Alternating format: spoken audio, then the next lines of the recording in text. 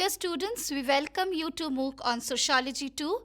Today, the chapter that we are going to discuss is Sociological Perspectives in Addressing Social Problems. But in order to know this chapter, it is very important that we know what society is and what does sociology mean or what does sociology do. Now, what is society? Society is a platform that is made up of you, it is made up of me, and all the people around us. Now, who are these people who make the society, or who are the components of society? They are called the gregarious animals. To know it better, gregarious animals are all those individuals who cannot stay on their own or who cannot live on their own. They always have to interact in any or the other exchange relationship with other human beings. And that is what makes these gregarious animals social individuals, or whom we call the social beings. These social beings are who is making the society. Society is the platform where we are born, where we grow up, where we interact in our daily living, and where we express all our feelings, or from where all our problems even initiate. And this is also a problem where sociology finds the ways we can find out the solutions for these social problems, and this is where sociological perspectives come into being. Before knowing what sociological perspectives mean, it's better to know what sociology means. Now, in the post-industrial revolution period, when the society was going through a lots of turbulences, there was no actual discipline who was there to study social beings in general. There was history, which studied the past of the people. There was political science, which studied the political relationships of people. There was economics, which studied the economic relationships, and there were various other subjects like physics, chemistry, biology, medical science, and even astrology.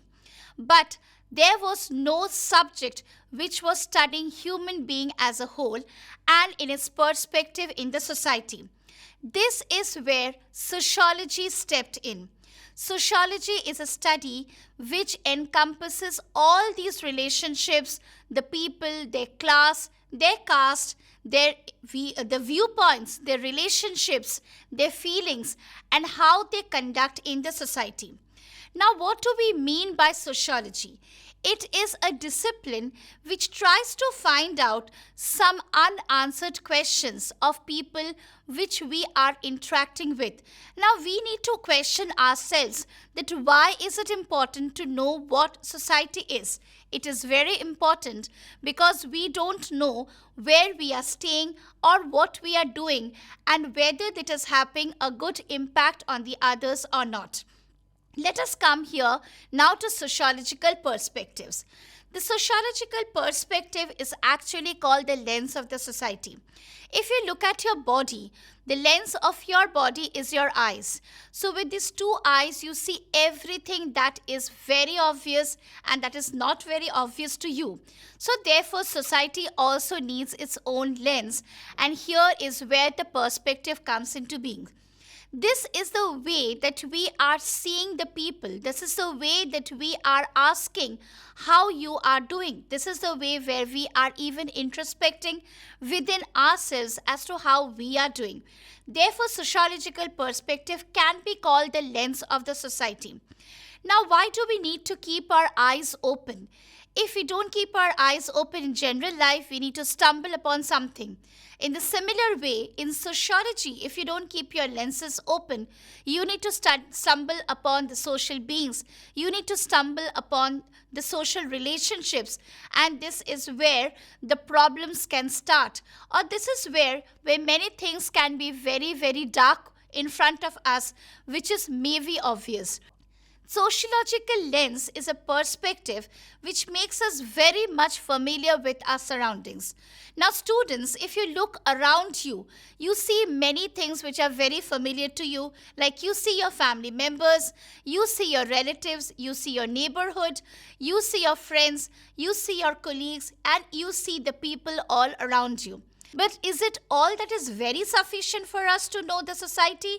And I think its answer is very much no.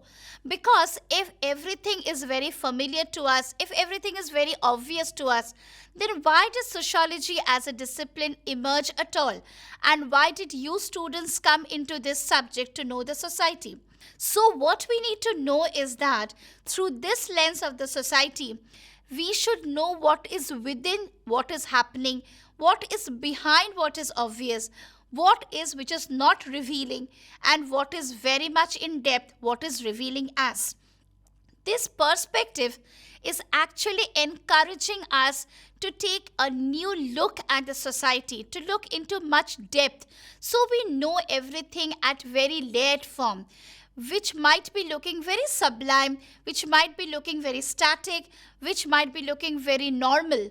But the way the things are portrayed as normal may not be what it looks like. As a student of sociology, you need to know what is not normal, because it is this juncture where we need to know what are the social problems that are already triggered, what are the social problems that might be emerging eventually, and what are the social problems with which we are very much habituated.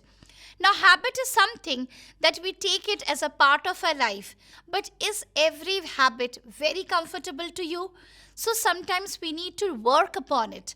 And until and unless we delve into the depth, we unlayer the layered layers of the society, we cannot find out what we need to work upon, what should not be our habit, what should not be taken as granted. Therefore, this is empowering us with a specified knowledge. It is developing within us a curiosity. Now, what is this curiosity all about? It is the curiosity to know what is there behind that curtain. It is the way to discover new things. And everyday society is giving so much open to us, which we need to unveil and we need to unreveal as well, so that we need to discover new things of our surroundings.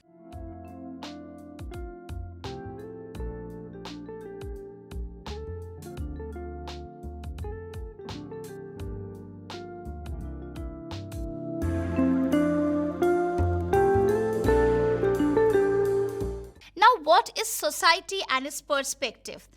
Everybody have their personal opinion and become very judgmental, and that is absolutely not wrong, because as a human being we tend to become very judgmental. Sociological perspective helps to find out by not being judgmental, so that we don't hold our personal opinion about something which is happening to someone or to something which is happening in our surrounding. Now, when these habits are happening, when we are interacting, when we are exchanging, when we are happening in our daily course of living, we try to work in patterns. Now, what are these patterns? The very geometrical pattern that you students have learned in your school level while you used to draw. It is very simple to draw a straight line, or just a circle, or just a wave, or just a crescent. But something which we try to do very fast when we are given a pen and a paper is the pattern that we tend to demonstrate from within. So every living individuals interact in patterns. It is their habit and it is nothing very wrong. You yourself have a pattern and I do have my own pattern. So this perspective wants to find out what is your pattern and why is your pattern this way. Is your pattern very similar to what is happening in the neighborhood? Is your pattern very dissimilar to their neighbors? Is your pattern in sync with the societal norm? Is your pattern disappointing people around you? Is your pattern causing harmony? Is your pattern causing disharmony? And this is how sociological perspective tries to find out our patterns. Along with the patterns comes our behavior. What we conduct ourselves as a daily life is our behavior. Now, dear students, we need to understand that this behavior is not something which we demonstrate willingly.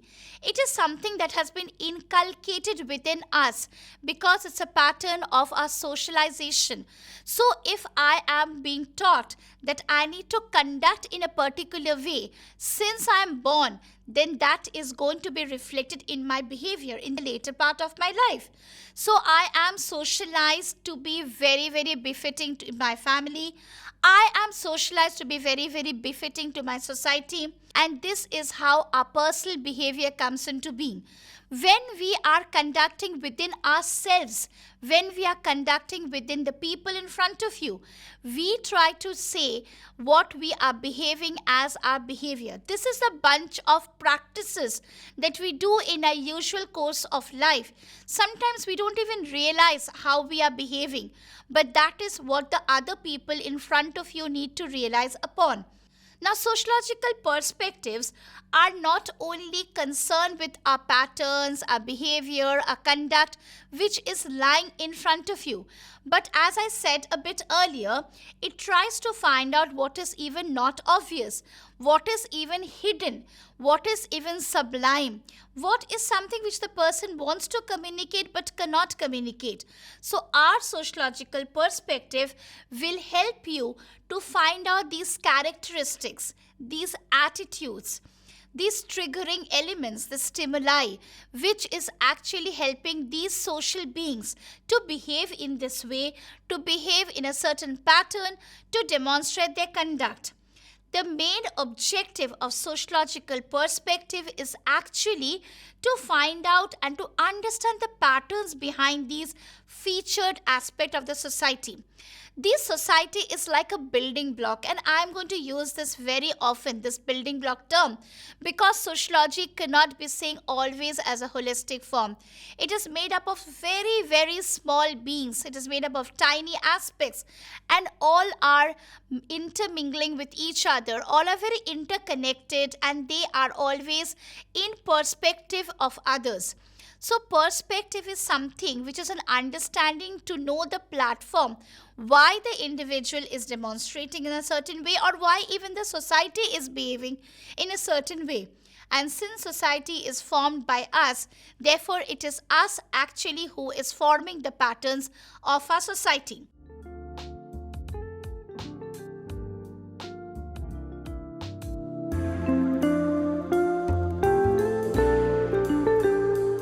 Now, what is the sociological way of looking?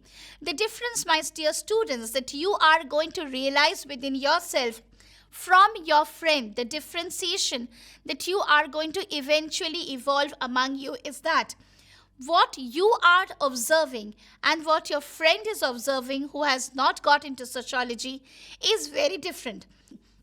Our world is shaped by so many new experiences, so many new different kind of experiments going on every day. We are experimenting with ourselves unknowingly.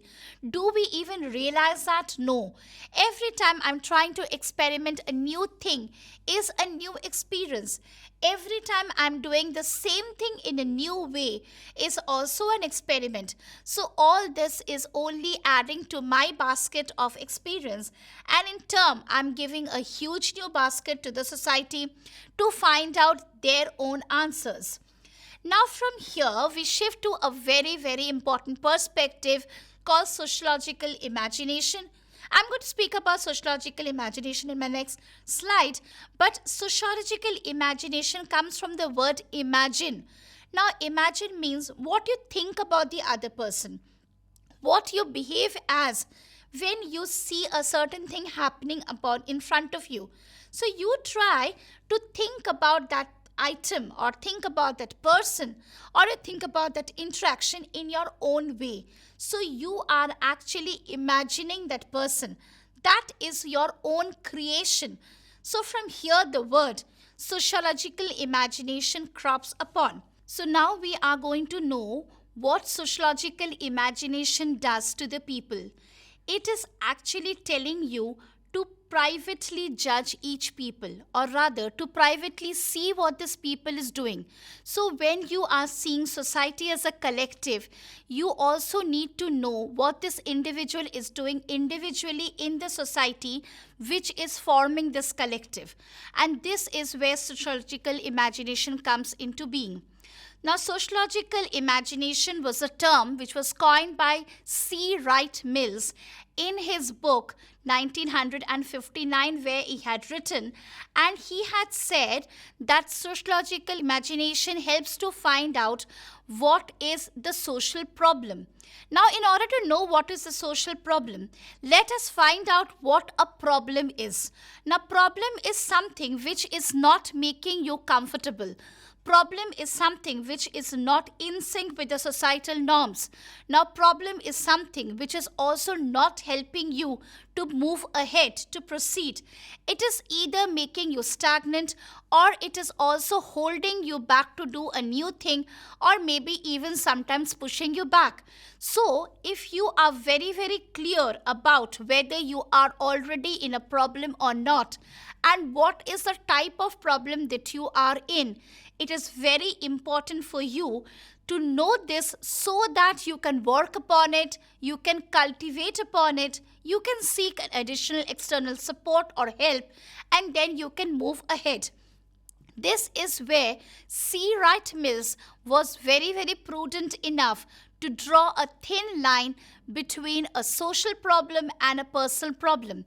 This is a mistake that we all need to know, that we all commit, because we try to mix up between what is a personal problem and what is a social problem. Let's say a public issue or a public situation which is happening, which we tend to call a personal trouble, is something which is affecting me, or maybe a small periphery around me. Maybe it is my moral failings, it is my personal misconception about somebody, it is also my own feelings which is not helping me, which is becoming my impediment to proceed. And this is told as personal trouble, a personal issue, and this is where your personal problem can start upon. But societal problem or a social problem is very, very dissimilar. What is social problem, students?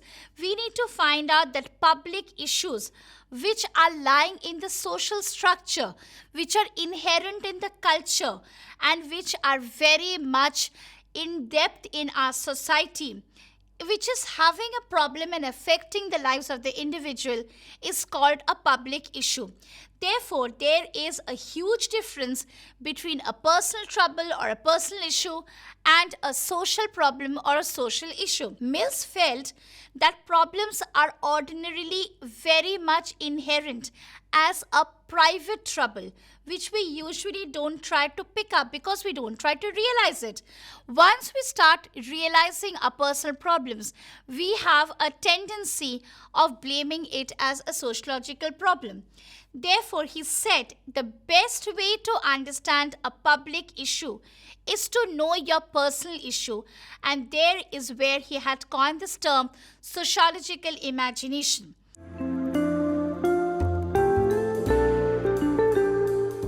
What is social problem? Now we try to say that everything which is not very pleasant to me is a social problem. Sometimes we are correct, but sometimes we are not. Everything around us cannot be very much in sync or very much pleasant to all of us at the same time. So a social problems also changes its various forms, its various ways that it happens, and this is how a social problem has been coined.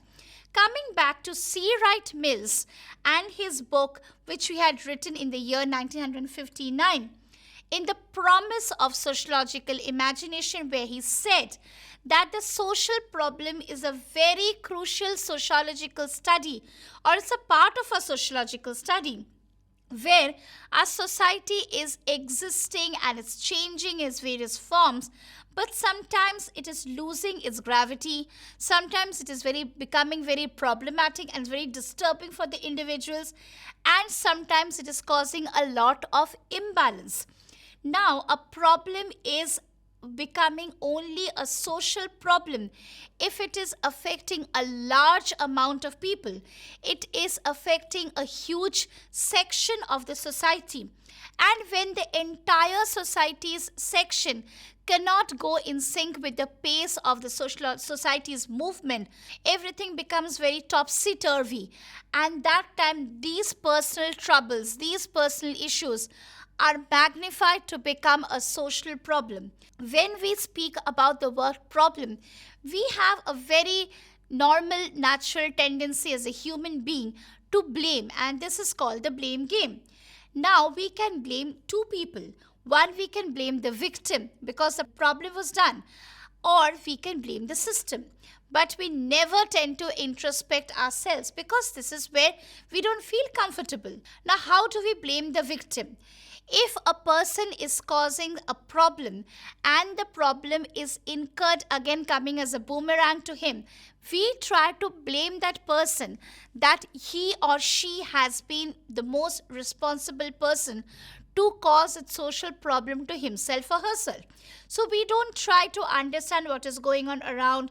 We don't try to spend time around the social structure.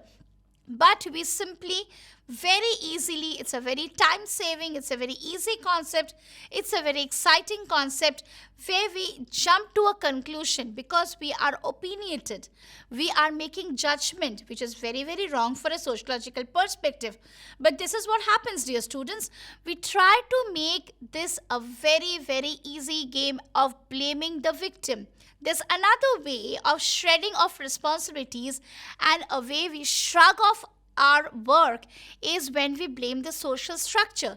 It is a general tendency of every individual. When you don't want to blame yourself, when you don't want to blame your victim, you try to blame the society because the society will never hit you back if you blame. So what we try to hit at is we try to hit at the dynamics. We try to say that it is because the thing was deceptive, it is because the thing was defective, or if the social structure was not very suitable to me, then I have a tendency to jump and say that yes, you have caused the problem. It is because of you that I am in such a miserable condition. And we form our perspective in that way. Now, when we come to certain theories,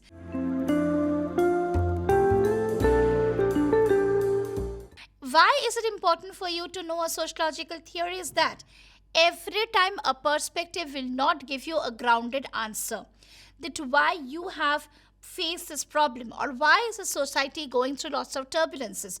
So we have collected many experiences, a lot of research has been done, and then a lot of theoretical interpretations have been evolved. So what is the difference between a perspective and a theory?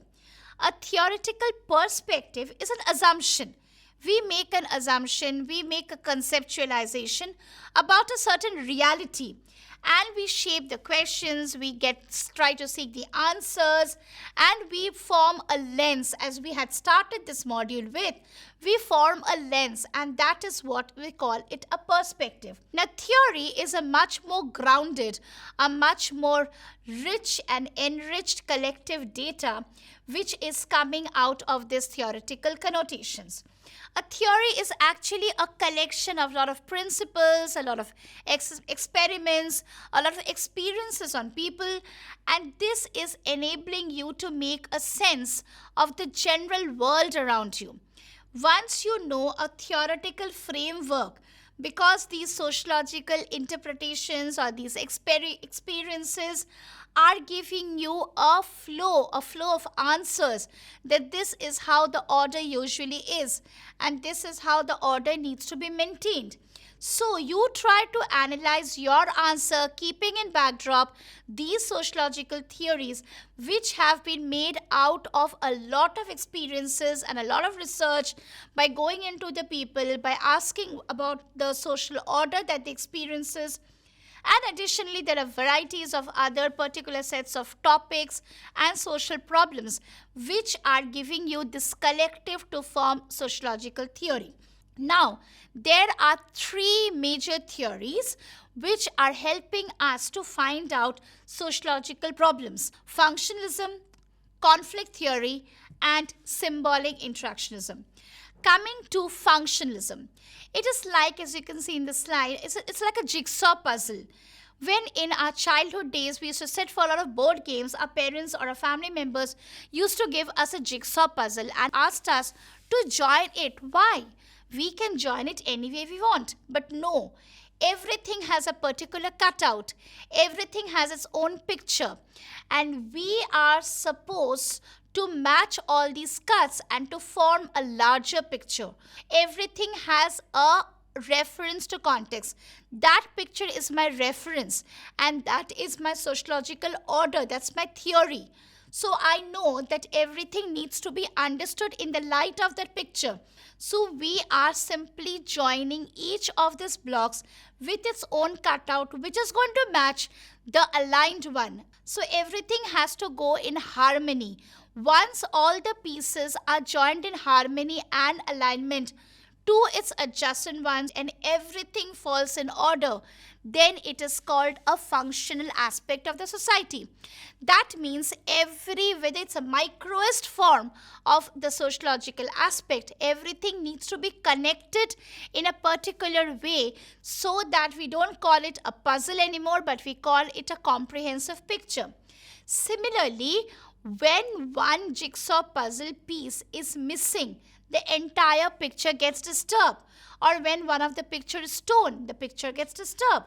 So functional theory also tells you that each portion should be maintained. Each portion should be kept very correctly and with a lot of care.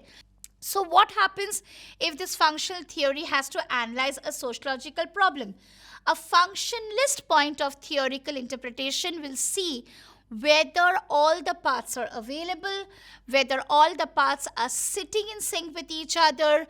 So a functional theory is one of the most important theories that you can say about sociological imaginations and interpretations of social problem and perspective, is that when every functional part is given its own due importance, is given its own due respect, and then together they are culminating into a larger picture. A conflict theory. Now, what is conflict?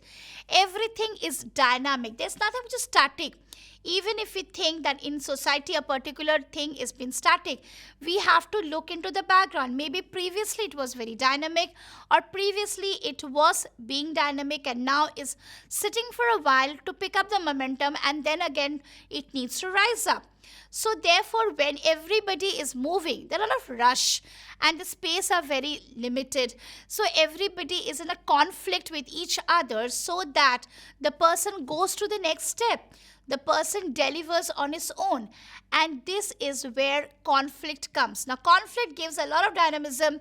Conflict gives a lot of new ideas, because until and unless A is meeting with B and A or B are having a clash with each other, we cannot know what is the C's alternative. In order to find out a better alternative, or to change the process, or to just keep the process very much alive, we are going into conflict theory as the next expressions of our social perspective understanding. Social problems arise from lot of faulty things in our social structure. Now, faulty thing is also a very judgmental term, because something which is faulty to you might be okay for me.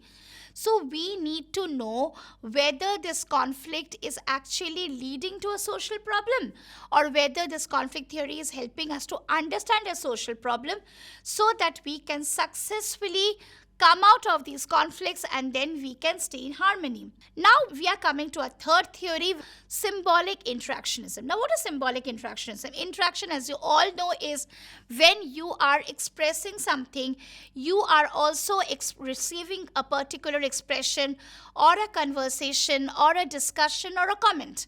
Now, what happens is that we need to understand that in order to interact with each other, it is not only speech, it's not only dialogues. It can be just an item, it can be just a gesture, it can be just a non-verbal expression. But we are using these tools, and these are called the tools of symbolic interactionism. Over here, the social problems arises only when the interactions with the people are not as it should be. So, if any pattern is not behaving or is not surfacing, we need to know what are the symbols that are missing, which is disturbing the perspective.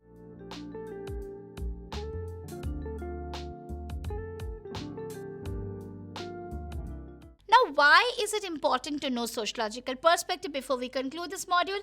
Now, sociology is a scientific endeavor. We know it is a scientific formation. It's a collective of consciousness. So, therefore, it's a very, very close image that we are happening in front of our eyes. So, through these theoretical interpretations, you might be able to see that what kind of behavior is being demonstrated by which theory. But in order to find out field experiences, we need to know that this is a form of consciousness. Now, sociological views are very structured, so it is also a very transcendental form. Like it is coming through generations, and we are finding these generations to be carrying it to the next legacy form, and everywhere there's a pattern of behavior, people are behaving in a certain trends. So this is how sociology, from being a conscious form of subject, it is also becoming a patterned way of behavior. Now the work of the society is to identify these patterns, recognize these patterns, change these patterns if required, or maintain these patterns. But every person's pattern needs to be identified. Now, sociology also tries to investigate the processes through which the society is shaping the individual, because everything which is happening around us is not always taught to the individual, something they are always seeing. And even till a very certain senior age also, you try to see what is happening around you, and from where you then develop your sociological perspectives. Thank you.